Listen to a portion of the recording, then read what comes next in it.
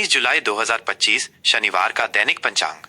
ये पंचांग खगोलीय गणनाओं और ज्योतिषीय सिद्धांतों पर आधारित है जो किसी भी मानक भारतीय पंचांग के लिए मान्य होते हैं। पंचांग के मुख्य घटक। पंचांग हिंदू ज्योतिष का एक महत्वपूर्ण अंग है जो 5 मुख्य तत्वों तिथि, नक्षत्र, योग, करण और वार पर आधारित है। ये सभी तत्व मिलकर किसी भी दिन की ऊर्जा और विशेषताओं का निर्धारण करते हैं। तिथि चंद्र दिन श्रावण कृष्ण नवमी रात्रि 2:42 बजे तक, उसके बाद दशमी नवमी तिथि। यह तिथि ऊर्जा और दृढ़ संकल्प से जुड़ी है। हालांकि कुछ ज्योतिषीय परंपराओं में इसे उग्र तिथि माना जाता है, जिससे नए और महत्वपूर्ण कार्यों को शुरू करने से बचने की सलाह दी जाती है। ये विशेषकर यात्रा, गृह प्रवेश और विवाह जैसे कार्यों के लिए अनुकूल नहीं मानी जाती है। हालांकि यह शत्रु पर विजय पाने या कानूनी मामलों को निपटाने के लिए प्रभावी हो सकती है। दशमी तिथि उपरांत यह तिथि शुभ और वृद्धि कारक मानी जाती है, जो कि शुभ कार्यों के लिए बेहतर है। वार सप्ताह का दिन शनिवार। शनिवार ये दिन भगवान शनिदेव और हनुमान जी को समर्पित है। इस दिन दान पुण्य, विशेषकर लोहा, तेल, काले तिल या काले वस्त्रों का दान करना शुभ माना जाता है। शनिवार को न्याय, अनुशासन और कर्मों का फल देने वाला माना जाता है। कुछ लोग इस दिन नए कार्य शुरू करने से बचते हैं, लेकिन ये आध्यात्मिक साधना और पुराने अटके कार्यों को पूरा करने के लिए उत्तम है। नक्षत्र तारामंडल भरणी रात्रि 12:37 बजे तक, उसके बाद कृत्तिका। भरणी नक्षत्र यह नक्षत्र शुक्र ग्रह से शासित है और इसका प्रतीक योनि या त्रिकोण है। यह ऊर्जा, इच्छा शक्ति, रचनात्मकता और परिवर्तन से जुड़ा है। भरणी नक्षत्र में जन्मे लोग दृढ़ निश्चयी, कलात्मक और कभी कभी थोड़े उग्र स्वभाव के हो सकते हैं। यह परिवर्तनशील और गतिशील ऊर्जा प्रदान करता है। कृत्तिका नक्षत्र उपरांत यह नक्षत्र सूर्य द्वारा शासित है और इसका प्रतीक कुल्हाड़ी या छुरी है। यह अग्नि, शुद्धिकरण, तीक्ष्णता और दृढ़ता से जुड़ा है। कृत्तिका नक्षत्र में शक्ति, नेतृत्व और नई शुरुआत की ऊर्जा होती है, लेकिन यह कभी कभी संघर्ष या कठोरता भी ला सकता है। योग सूर्य और चंद्रमा की स्थिति। शूल योग रात्रि 12:55 बजे तक, उसके बाद गंड योग। शूल योग ज्योतिष में कुल 27 योग होते हैं, जिनमें से शूल योग अशुभ योगों में से एक है। शूल का अर्थ कष्ट या पीड़ा होता है, इसलिए इस योग के दौरान महत्वपूर्ण निर्णय लेने, नए कार्य शुरू करने या यात्रा करने से बचने की सलाह दी जाती है। ये विघ्नों और बाधाओं का संकेत दे सकता है। गंड योग उपरांत यह भी अशुभ योगों में गिना जाता है। इस योग में किए गए कार्य अक्सर बिना किसी स्पष्ट कारण के बाधाओं का सामना करते हैं या उनमें विलंब होता है। करण तिथि का आधा भाग गर दोपहर 2:42 बजे तक, उसके बाद वणिज अगले दिन 1:28 बजे तक, उसके बाद विष्टि। गर करण यह एक शुभ करण है जिसे भूमि से संबंधित कार्यों जैसे कि कृषि, भवन निर्माण और जमीन खरीदने बेचने के लिए उत्तम माना जाता है। वणिज करण उपरांत ये करण व्यापार, वाणिज्यिक गतिविधियों, लेन देन और वित्तीय मामलों के लिए शुभ माना जाता है। विष्टिकरण भद्रा उपरांत विष्टिकरण को भद्रा के नाम से भी जाना जाता है और इसे ज्योतिष में सबसे अशुभ करणों में से एक माना जाता है।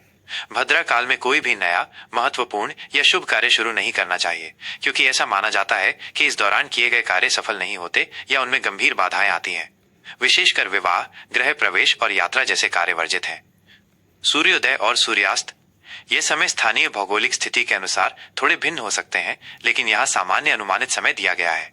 सूर्योदय लगभग सुबह 5:35 बजे। सूर्यास्त लगभग शाम 7:19 बजे। शुभ और अशुभ मुहूर्त। मुहूर्त वह विशिष्ट समय अवधि होती है जब ग्रह नक्षत्रों की स्थिति किसी कार्य के लिए सबसे अनुकूल या प्रतिकूल होती है। अभिजीत मुहूर्त दोपहर 12 बजे से दोपहर 12:55 बजे तक। यह दिन का सबसे शुभ मुहूर्त माना जाता है। इस समय में किए गए सभी कार्य सफल होते हैं और शुभ परिणाम देते हैं। यदि आप कोई नया कार्य शुरू करना चाहते हैं, कोई महत्वपूर्ण निर्णय लेना चाहते हैं या कोई बड़ा सौदा करना चाहते हैं, तो ये समय उत्तम है। यह हर तरह के शुभ कार्यों के लिए अत्यंत फलदायी होता है। राहु काल सुबह 9:01 बजे से सुबह 10:44 बजे तक। राहु काल में कोई भी नया या शुभ कार्य शुरू नहीं करना चाहिए। ज्योतिषीय मान्यताओं के अनुसार इस दौरान शुरू किए गए कार्यों में बाधाएं आती हैं या वे सफल नहीं होते। ये यात्रा, नया व्यापार शुरू करने, महत्वपूर्ण बैठकें करने आदि के लिए प्रतिकूल है। गुलिक काल सुबह 5:35 बजे से सुबह 7:18 बजे तक। ये भी एक ऐसा समय है जब शुभ कार्य शुरू करने से बचना चाहिए। इस समय में धन संबंधी लेन देन और लंबी यात्रा से बचने की सलाह दी जाती है। हालांकि कुछ ज्योतिषीय धारणाओं में इसे मृत्यु संबंधी कार्यों या ऋण चुकाने के लिए उपयुक्त माना जाता है। यमगंड दोपहर 2:12 बजे से दोपहर 3:51 बजे तक। यमगंड काल में यात्रा करने या किसी नए कार्य की शुरुआत करने से बचें, क्योंकि ऐसा माना जाता है कि इस दौरान किए गए कार्य में परेशानी आ सकती है या उनके परिणाम अच्छे नहीं होते। दुर्मुहूर्त सुबह 7:41 बजे से सुबह 8:34 बजे तक। ये भी एक अशुभ मुहूर्त है। इस समय में झगड़े, वाद विवाद या किसी भी तरह के नकारात्मक कार्य से बचना चाहिए। इस दौरान किसी भी महत्वपूर्ण कार्य को करने से बचें, क्योंकि ये मानसिक अशांति या समस्याओं का कारण बन सकता है। प्रमुख ग्रहों की स्थिति। गोचर ग्रहों की स्थिति का व्यक्ति के जीवन और दिन भर की ऊर्जा पर गहरा प्रभाव पड़ता है। सूर्य कर्क राशि में। सूर्य का कर्क राशि में गोचर भावनात्मकता, पारिवारिक सुरक्षा और घर से जुड़ाव पर जोर देता है। यह व्यक्तिगत संबंधों और जड़ों को मजबूत करने का समय हो सकता है। चंद्रमा मेष राशि में। चंद्रमा का मेष राशि में गोचर ऊर्जा, पहल और स्वतंत्र भावना को बढ़ावा देता है। यह त्वरित निर्णय लेने और नए विचारों को लागू करने के लिए प्रेरित कर सकता है, लेकिन आवेग को नियंत्रित करना महत्वपूर्ण है। 19 जुलाई 2025 का ज्योतिषीय महत्व। यह दिन श्रावण मास के कृष्ण पक्ष की नवमी तिथि है। श्रावण मास भगवान शिव को समर्पित है, इसलिए इस दिन भगवान शिव की पूजा अर्चना, रुद्राभिषेक और जल अर्पण विशेष फलदायी हो सकता है। हालांकि नवमी तिथि और शूल योग का संयोग कुछ मामलों में चुनौतीपूर्ण हो सकता है, इसलिए महत्वपूर्ण कार्यों को अभिजीत मुहूर्त में ही करने का प्रयास करें। दिन का उत्तरार्ध, विशेषकर रात्रि 12:37 बजे के बाद जब नक्षत्र और योग में परिवर्तन होता है, ऊर्जा में कुछ बदलाव ला सकता है। मुझे उम्मीद है कि ये पंचांग जानकारी आपके लिए उपयोगी होगी। 19 जुलाई 2025 कर्क राशि का गहन दैनिक राशिफल। कर्क राशि के जातक होने के नाते आज का दिन आपके लिए भावनाओं, परिवार और घरेलू मामलों पर केंद्रित रहेगा। आप अपने भीतर एक गहरी संवेदनशीलता महसूस करेंगे, जो आपको दूसरों की जरूरतों के प्रति अधिक सहानुभूतिपूर्ण बनाएगी। आपकी सुरक्षा और पोषण करने की प्रवृत्ति आज विशेष रूप से मुखर रहेगी। करियर और व्यावसायिक जीवन। कार्यक्षेत्र में आज का दिन भावनात्मक और कुछ हद तक चुनौतीपूर्ण हो सकता है। आपको अपनी भावनाओं को नियंत्रण में रखने और व्यावसायिक दृष्टिकोण बनाए रखने की आवश्यकता होगी। सहकर्मियों या वरिष्ठों के साथ किसी भी तरह के भावनात्मक टकराव से बचें। यह समय आपकी कार्यक्षमता और निष्ठा को प्रदर्शित करने का है।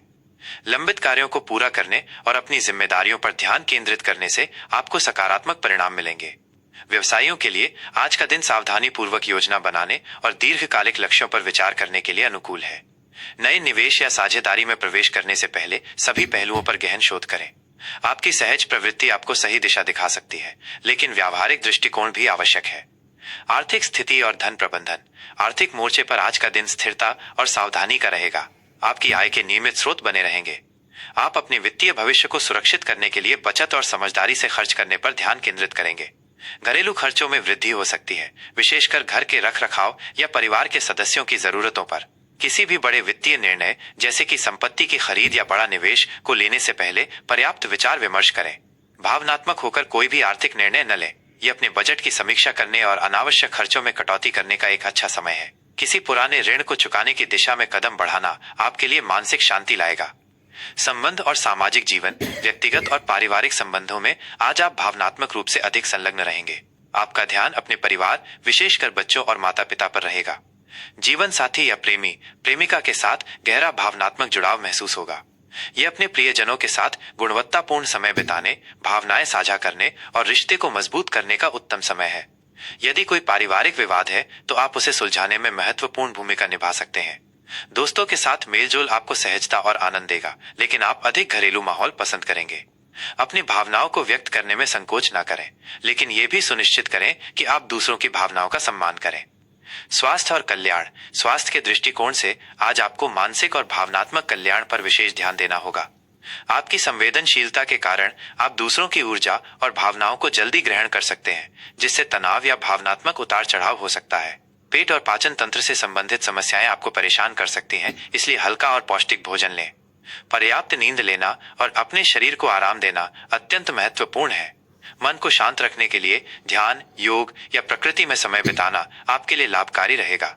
अपनी भावनाओं को व्यक्त करने के लिए एक स्वस्थ आउटलेट खोजें, जैसे कि जर्नल लिखना या किसी विश्वसनीय व्यक्ति से बात करना। आज के लिए विशेष सलाह और उपाय। अपनी संवेदनशीलता को अपनी ताकत बनाएं, लेकिन इसे आपको अभिभूत न होने दें। भावनात्मक प्रतिक्रियाओं पर नियंत्रण रखें, विशेषकर कार्य क्षेत्र में। शनिवार के दिन शनिदेव को प्रसन्न करने के लिए काले तिल का दान करें। शिवलिंग पर जल चढ़ाना और ऐ नमः शिवाय का जाप करना आपके लिए शांति और सकारात्मकता लाएगा। अपने घर में सकारात्मक ऊर्जा बनाए रखने के लिए साफ सफाई और व्यवस्थितता पर ध्यान दें। यह राशिफल सामान्य ज्योतिषीय गणनाओं और गोचर पर आधारित है। आपके व्यक्तिगत जन्म कुंडली में ग्रहों की विशिष्ट स्थिति और दशा के अनुसार परिणामों में भिन्नता हो सकती है। अपने दिन को और बेहतर बनाने के लिए आप अपनी अंतर्ज्ञान और विवेक का भी उपयोग करें।